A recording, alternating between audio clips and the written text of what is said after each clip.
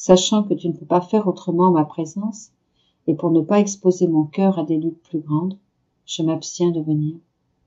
Renonce à me violenter pour que je vienne.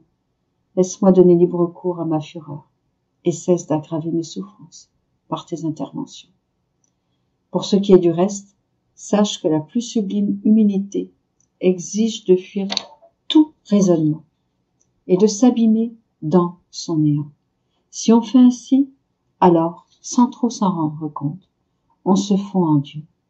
Cela amène l'union la plus intime entre l'âme et Dieu, le plus parfait amour pour Dieu et le plus grand avantage pour l'âme, parce qu'en quittant sa propre raison, on acquiert la raison divine.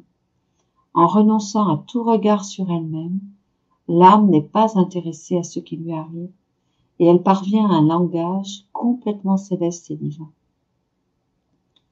L'humilité donne à l'âme un vêtement de sécurité. Enveloppée de ce vêtement, l'âme demeure dans la paix la plus profonde, toute ornée pour plaire à son Jésus bien-aimé. Les âmes victimes sont les filles de la miséricorde. Après m'être donné beaucoup de peine, Jésus béni est venu et m'a dit : « Ma fille, la perfidie humaine est arrivée au point d'épuiser ma miséricorde. Cependant, ma bonté est si grande qu'elle constitue les filles de la miséricorde, afin que cet attribut ne soit pas épuisé. Il s'agit des âmes victimes qui sont en pleine possession de la divine volonté après avoir détruit leur propre volonté. Le récipient que j'ai donné à ces âmes en les créant est pleinement actif, et ayant reçu une parcelle de ma miséricorde, elle l'administre au profit des autres. Bien entendu, pour ce faire, ces âmes doivent être dans la justice. J'ai dit : « Seigneur, qui peut prétendre être dans la justice ? » Il me répondit : « Celui qui ne commet pas de péché grave et s'abstient de commettre volontairement même les plus petits péchés véniels. »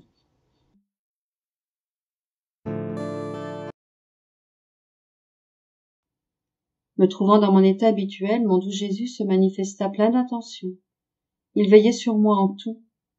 Une corde partit de son cœur et se dirigea vers le mien.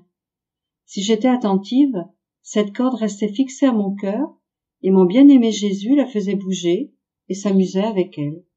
Il me dit : « Ma fille, je suis tout attentif aux âmes. Si elles sont également attentives à moi, la corde de mon amour reste fixée à leur cœur. Je multiplie mes attentions et je m'amuse. Autrement, la corde reste lâche et mon amour se sent rejeté et attristé. » Il ajouta : « Chez les âmes qui font ma volonté et vivent en elle, mon amour ne rencontre pas d'obstacle. Je les aime et les préfère tant que je m'occupe directement de tout ce qui les concerne.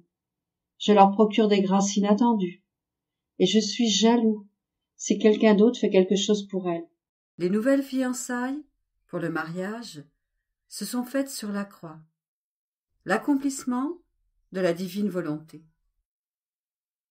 Je pensais à ce qui a été dit plus haut, et mon bienheureux Jésus continua à me dire : « Ma fille, il est réellement vrai que l'être suprême établit son mariage avec l'humanité au commencement de la création. Et ce qui est arrivé est comparable à un jeune marié amené devant les tribunaux pour une séparation par sa méchante épouse. Mais le marié conserve malgré tout de l'affection dans son cœur, et il pense et espère que si son élu devait changer, qui sait, il pourrait à nouveau s'unir à elle et se lier par les liens du mariage. C'est pourquoi il lui fait souvent savoir qu'il l'aime en envoyant des messagers. C'est ce qu'a fait Dieu, bien que le mariage avec l'humanité ait été défait devant les tribunaux célestes. Dieu conserva pour elle de l'affection, et bien qu'elle fût loin de lui, il rêvait d'un nouveau lien matrimonial avec l'humanité, à tel point qu'il ne détruisit pas le palais qu'il avait formé avec tant de somptuosité et de magnificence, et qu'il ne lui enleva pas non plus le bien du soleil qui formait le jour. Il lui laissa tout, afin que celle qui l'avait offensé puisse en faire usage. Il maintint même la correspondance en choisissant, dès le commencement du monde, tantôt ce bien et tantôt l'autre, qui étaient comme des messagers. Et tels de nombreux postiers, certains apportaient de petites lettres, d'autres des télégrammes, d'autres encore des appels téléphoniques du ciel annonçant que le lointain époux ne l'avait pas oublié, qu'il l'aimait et qu'il attendait le retour de l'ingrate épouse. C'est ainsi que dans l'Ancien Testament, plus je multipliais le bien, les patriarches et les prophètes, plus se faisait pressant le courrier et les invitations qui s'échangeaient entre le ciel et la terre, avec la nouvelle annoncée par Dieu qu'il désirait cette nouvelle union. Cela est si vrai que, incapable de contenir plus longtemps l'ardeur de son amour, et voyant que l'humanité corrompue n'était pas encore disposée, Dieu fit une exception en unissant la Vierge reine et l'humanité du Verbe par les liens d'un vrai mariage, afin qu'en vertu de leur union, l'humanité déchue puisse être relevée et qu'il puisse former son mariage avec l'humanité tout entière. Mon humanité forma alors mes nouvelles fiançailles avec elle sur la croix. Et tout ce que j'ai fait et souffert, jusqu'à mourir sur la croix, étaient des préparatifs en vue du mariage désiré dans le royaume de ma divine volonté. Or, après les fiançailles, il y a des promesses et des cadeaux qui doivent être échangés, et ce sont les connaissances concernant mon divin fiat. C'est par elles que l'humanité reçoit à nouveau le grand don que l'homme a rejeté au paradis, le don infini, éternel et interminable de ma volonté. Ce don attirera à ce point l'humanité corrompue qu'elle nous fera en retour le don de sa pauvre volonté, ce qui sera la confirmation et le sceau de l'union des époux après une aussi longue chaîne de correspondance, de fidélité de la part de Dieu, et d'incohérence, d'ingratitude et de froideur de la part des créatures.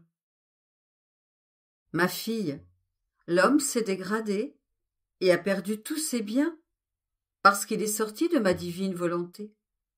Pour retrouver sa noblesse et tout ce qu'il a perdu et recevoir la réhabilitation du mariage avec son Créateur, il doit entrer à nouveau dans le divin fiat d'où il est sorti. Il n'y a pas de voie moyenne. Pas même ma rédemption ne peut suffire à ramener l'homme au commencement de l'heureux temps de sa création. La rédemption est le moyen, la voie, la lumière, l'aide, mais non la fin. La fin est ma volonté, parce que ma volonté était le commencement, et il est juste que ce qui était le commencement soit aussi la fin. Par conséquent, l'humanité doit être enclose dans ma divine volonté pour recevoir à nouveau sa noble origine et son bonheur, et pour que le mariage avec son Créateur retrouve sa validité.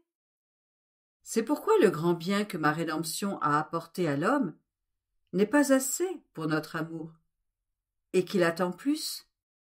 L'amour véritable n'est jamais satisfait. Il ne peut l'être qu'en disant « Je n'ai plus rien d'autre à donner ». Et sachant que l'homme peut être de nouveau heureux, victorieux et glorieux dans le noble état dans lequel il fut créé par Dieu, et cela au moyen du règne de ma volonté parmi eux, on voit pourquoi tous les désirs, les manifestations et les soupirs divins ont pour objet de faire connaître notre volonté, afin qu'elle règne et puisse dire à notre amour « Calme-toi ». Car notre enfant bien-aimé est parvenu à sa destinée. Il est maintenant en possession de notre héritage, qui lui fut donné dans la création, et qui est notre fiat. Et lorsqu'il possède ce qui est nôtre, nous le possédons. Par conséquent, le mariage est établi à nouveau. Les époux sont revenus à leur place d'honneur. Il ne reste plus qu'à fêter et à jouir d'un bien si grand, après un aussi long temps de tristesse.